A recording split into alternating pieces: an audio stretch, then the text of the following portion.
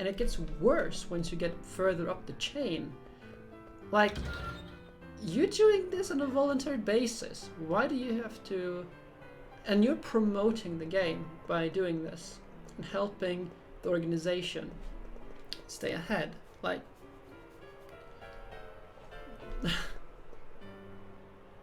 And in many places, like you have, for when it comes to many like places where you play, it's like tied to university clubs. Students don't really have $100 to spend a year to pay for being a judge, but you need to do it in order to potentially have a judge for your site. So I guess you can argue that the like the club or whatever can pay for it. For the judge they're using, but still. I find it really weird.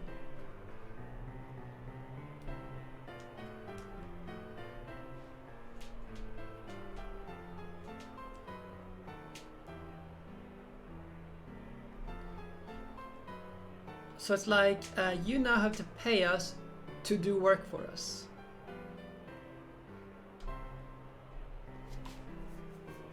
I don't like it. Oh, come on.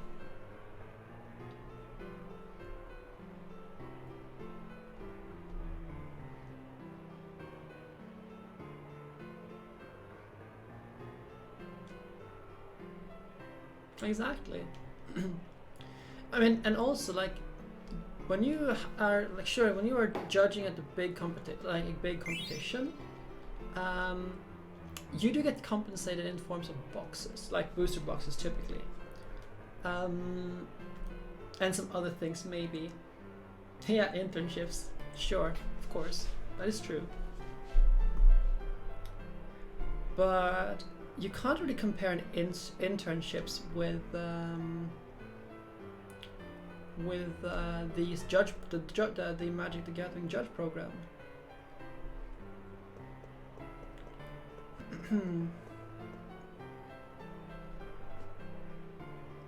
Let's just buy this thing, I think. Yeah, I can get it. Buy everything.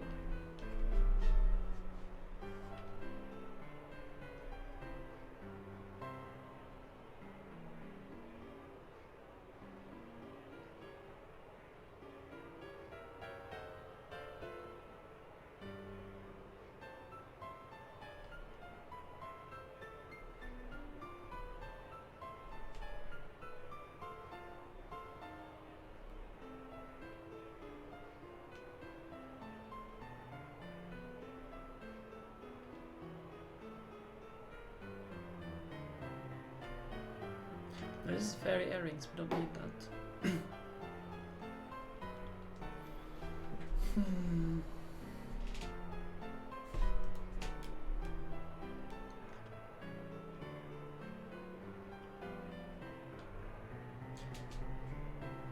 Yeah, definitely.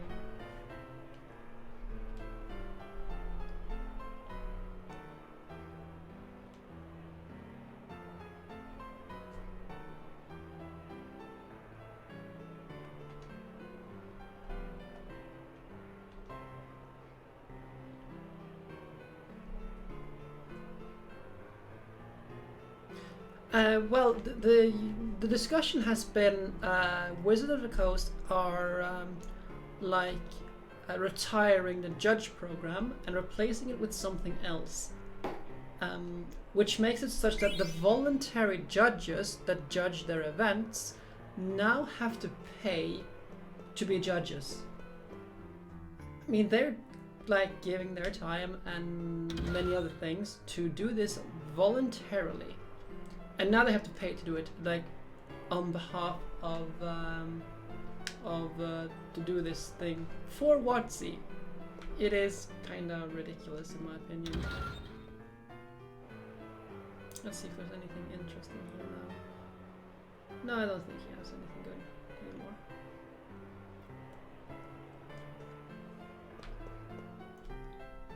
So Wizards of the Coast is taking advantage of the fact that people are passionate about the game, and it's kind of weird. What monsters down there.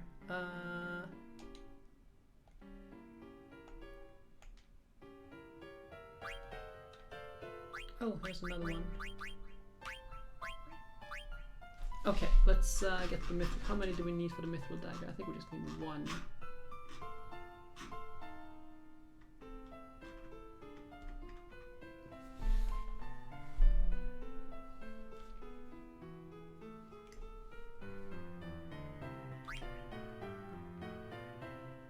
Yeah, exactly.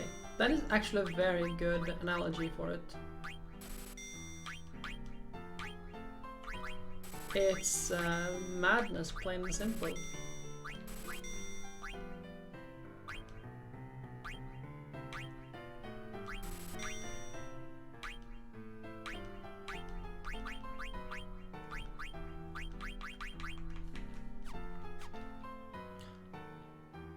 Okay, so we have a little thing here.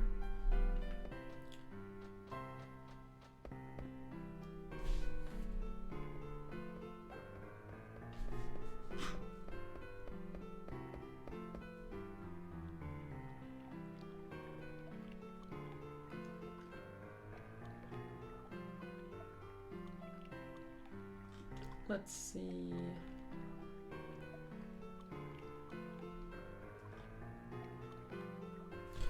Let's see here.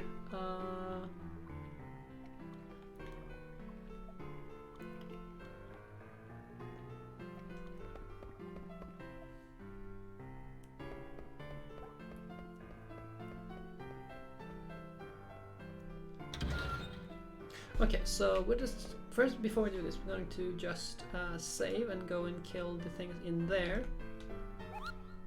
I don't know if we can do the achievement in there with dagger.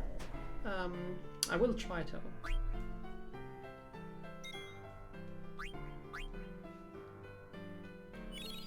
I just hope I don't have to go outside and actually change my party around to do it.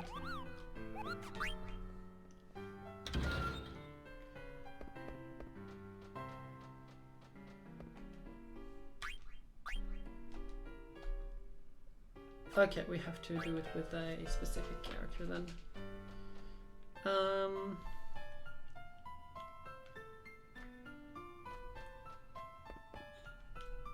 Let's just go with that one.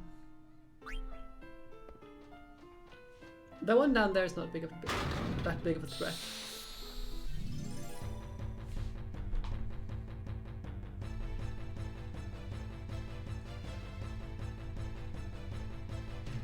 Yeah, I also am a little bit worried about that because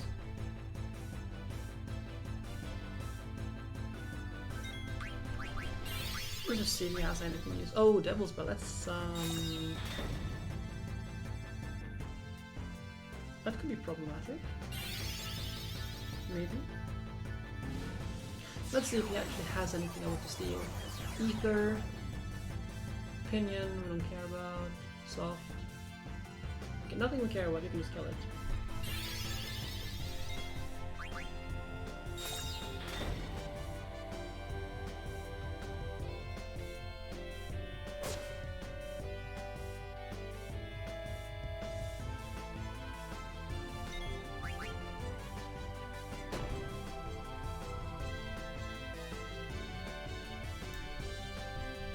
I have no idea why. I mean, if it was as simple as like having to pay for the background check, I mean, sure, that is perfectly acceptable. I mean, that having the judge themselves pay for the background checks they have to do on themselves, that's fine. But like having to do an annual fee, and it increases as you get higher up the ladder as a judge. I mean, if I was a high level judge, if I was a level 3 judge, or level, or is it level 4, whatever, the max level judge. I have been a judge in Magic the Gathering before. I used to be a level 1 judge. I can talk about that later. But if I was a level 3 judge, and becoming a level 3 judge is an immense dedication. like it's a huge commitment to do so. Just to jump, like just to leap from level 1 to level 2 is huge. And like when you're level 3 judge, you can judge at the Pro Tour, or well, the Mythic Championship as it is named.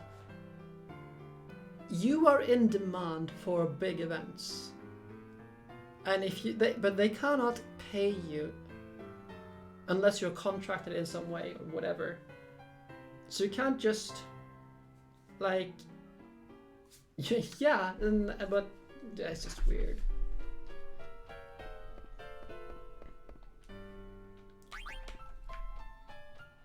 So I lost the reason I lost my level 1 was because while I was living in Narvik, I was like in charge of organizing the Magic the Gathering play there. Yeah, that's a thing. Hadn't ever been used before as an excuse, you know. But as I was saying, I used to do the organized play in Narvik. We would usually have between 8 and 16 people for every single event. Now, when it comes to the VPN rules, you have to play at a store. You have to be connected to a store. In our case, we were connected to the student bookshop. Now, the rules also say that you have to play in the store, technically speaking. Then you have to have certain like standard facilities and stuff like that. The facilities thing we can easily fulfill because the store was inside campus, inside the university building. And whenever we had events, so it also needs to be open. So whenever we had events, we would open the doors. Like tell people this is where you have to go. We will open the door for you. This door will be open, and like keep the things secluded in this place. And we played it in somewhere else. Typically in the cafeteria, or later in the games club room, which was rather big and could easily accommodate like 16 people. And if we had more than 16 people, we would move to the cafeteria, which could accommodate hundreds. We one day just lost our VPN. We got no explanation, it just gone. Tried to contact them about it, they said nothing. Tried, hey, why have we lost our VPN status? And because yes, we are like not playing inside the store. I think actually that was why we got the like that you're not playing in the store. But the thing is, we're not the only organization that does this. Heck, this is Europe. Welcome to Europe, I say, where you can't have enormous stores which can accommodate hundreds of people at an event. You have to typically move it somewhere else. Like, this is Europe. There are cities that are centuries old. You can't simply do that here. Welcome to Europe, I say. And there were a lot of like other stores that got the axe from the VPN network during this time, and I suspect we were just one of them. And yeah, we didn't get it back. And in order to be a level 1 judge, you have to judge an event every so often. I think it's 6 months. 1 or 2 events every 6 months. But because we couldn't host any sanctioned events, I couldn't do it. I was a student. The closest place would be, I think, Bodø or Tromsø. But I don't have a car, so I couldn't just go there, and it's expensive. I was a student. I couldn't afford anything. I had to work. And you don't simply do it on a school day because, you know, lectures. So I lost my my judge thing due to no fault of my own, because we still organized events in the city, but attendance dropped significantly because we lost our VPN. Because a lot of people were just coming in because they saw, hey, there's an event here through the VPN. So attendance dropped by about 50%. So we were struggling to even have 8 people for our drafts. And And it was only because we had our events in the same building, just in another part of the building. That was the only reason we lost our VPN.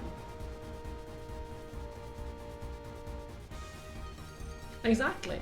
And it's the same thing in my home city of Stavanger.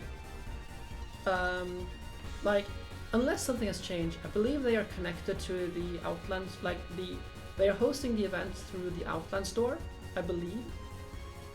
But they host the events off-site in a completely different location. That's fine. So I think it's like, I think there is some hypocrisy there in terms from Wizards of the Coast, because of course Stavanger, which is a city with an inhabitant count of like 200,000, and there's a lot more people living around which can easily get there. So in Stavanger, they typically have much larger events. And I suspect that Wizard would like, yeah, but they hold events with like 50 people, so let's not shut that down. But this location, which only has 8 people, yeah, we should shut that down because reasons. I'm just speculating. I was extremely frustrated at the time about this whole ordeal, and there was no reason for them to do this except for being very short-sighted. And Magic was pretty huge in that city, in terms of in terms of population, because there's a significant presence of students there, and students love Magic. VPN, rather WPN is the more accurate term, which is Wizards Play Network, which is Wizards of the Coast way of organizing play within their franchises, which is Magic the Gathering, Dungeons and Dragons, and a couple more. But yeah, you have to like uphold a certain amount of things to actually be able to do it. So yeah, needless to say, I was very, very unimpressed by this whole thing, and I couldn't do it. Couldn't do anything about it. Nothing. So I lost my level 1 judge, and yeah. Oh god, yeah. That is very unfortunate. That is really, really bad. No, the judge is like when you talk about judge in Magic the Gathering. Oh, okay, never mind, I misunderstood the statement. So, like, that is very unfortunate, but that is something you can, I believe that is actually something you can report to WotC, because in the events rules, you can actually be, I think, disqualified if you don't follow the proper rules of like just hygiene, basic hygiene. There are standards for tournaments and like stuff like that for smelling, to like not having hygiene. It's in the IPL, which is the infraction policy something.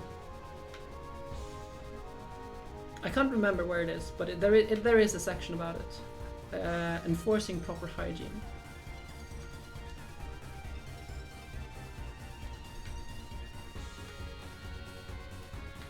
So even if the store owner doesn't do it, if you're at an event and you're judging at that event, you can actually tell people to improve their personal hygiene, or they can be disqualified, I think. Or get game losses, I don't know. There's something there going on, I can't remember.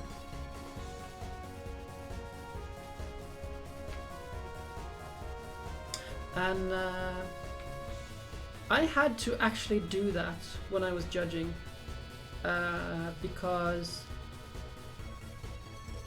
you don't really want to have new people come into this. Okay, so we're just like rambling a little bit now, but you don't want new people to like be discouraged from joining because they can't handle the personal hygiene of the poor personal hygiene of the other players in the room. You don't want that. That is detrimental to both the shop and the game. So it is in the owner's best interest to do so. And it's such a basic thing. I mean, seriously, take a shower and put on a deodorant. That is all. It's not a big commitment. It's so simple. Okay, so with that little rant out of the way, let's see.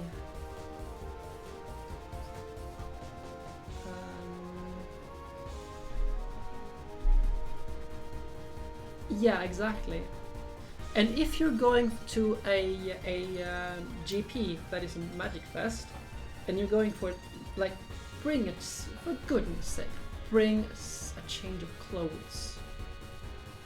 Like, even if you're not able, if you have to like sleep in your car or something, for goodness sake, bring a change of clothes, and at the very least, like another top or t-shirt or whatever, and a deodorant.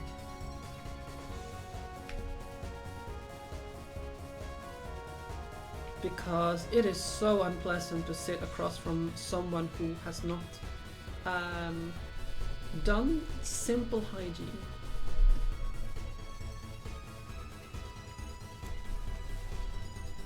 Because it requires so little effort. And it also, you know, has this whole stereotype thing that those who play Magic and stuff like that are people like that, or have like, you know the stereotype from old, like big smelly nerds who don't shower. That's a stereotype. Like, it exists for a reason. Please, for the love of God, don't foster it. Ugh.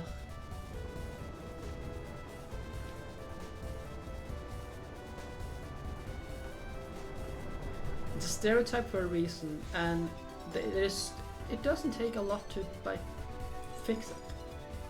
Just do it. Do it. Okay. I think we can go and do Ibsen's castle now. I just need to think. No, we have one more thing to do. Yeah, it counts for every organized, you know, board game, card game. It's the same thing.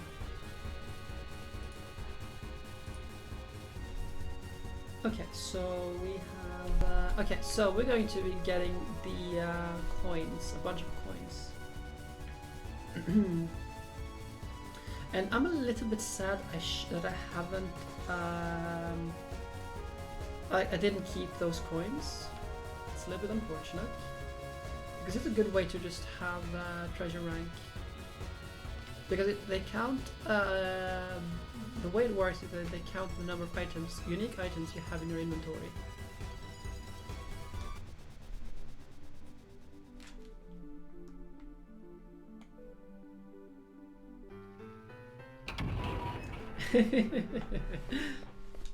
I've only played Pokemon and Magic the Gathering myself, and I didn't really like the RNG in Pokemon, so Magic was my thing. And I also, of course, still play D&D. Okay, so that's this one.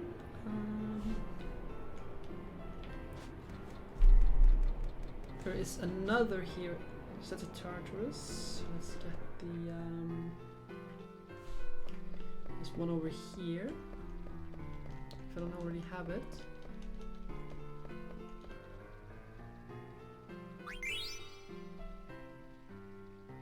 Okay, we just have to do like this a couple times.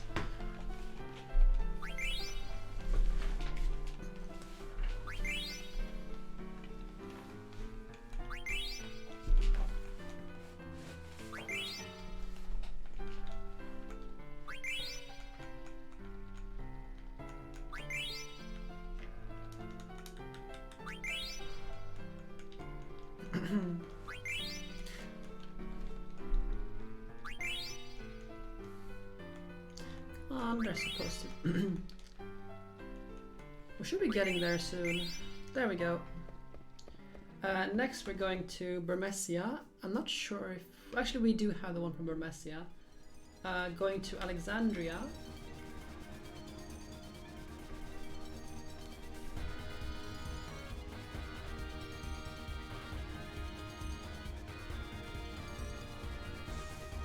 I'm a little sad we don't have a airship port here in Alexandria, but it makes sense. The place is destroyed. Or maybe I actually already got this one. I don't know. We'll just have to see.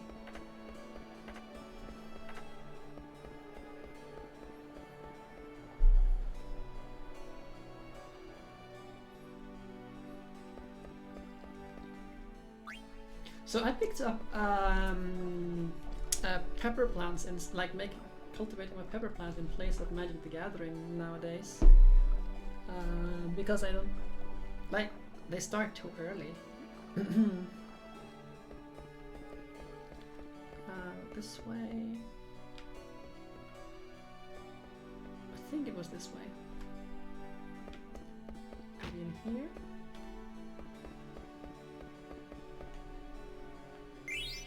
Leo. Next is... Oh, I actually have to go to Quan's dwelling.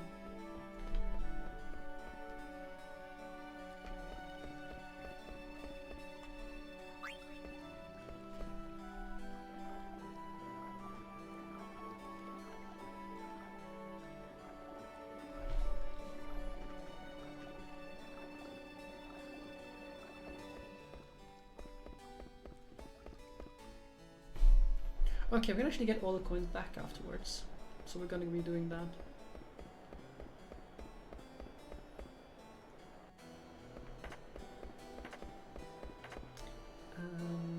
So we're going to Quan's dwelling.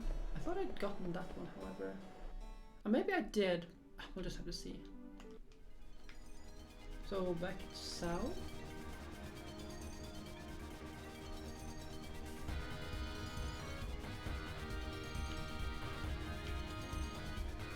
So my biggest gripe with the Pokemon game is really the whole flip a coin.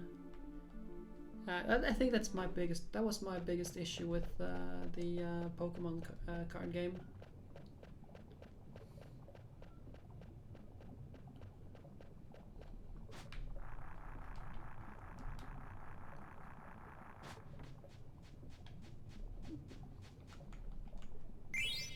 Scorpio. So now we go to Lindblom.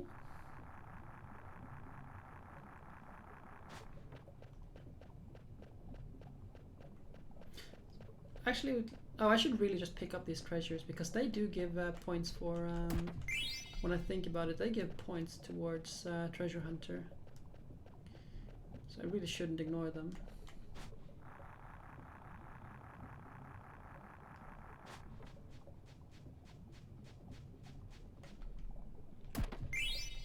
Even if they're kind of useless.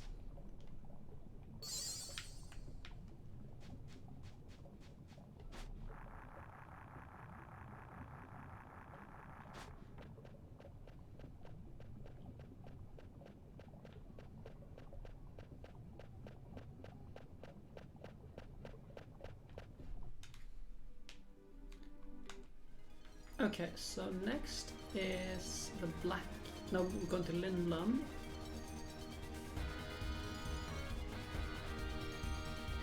I believe I didn't pick that one up, so let's get it.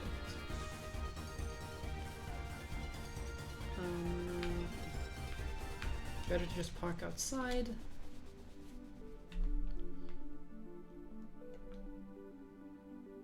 So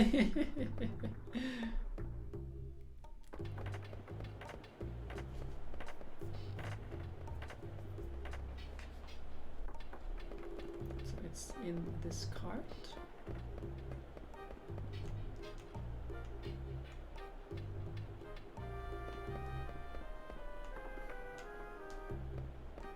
Maybe I did pick it up. No, wrong place, over here. Here we go.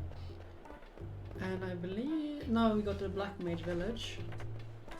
I might already have that one, but we're just gonna check. And then we have all of the ones we can get, I believe. We have the Aries, we have that one. We don't have that one because we can't get it yet.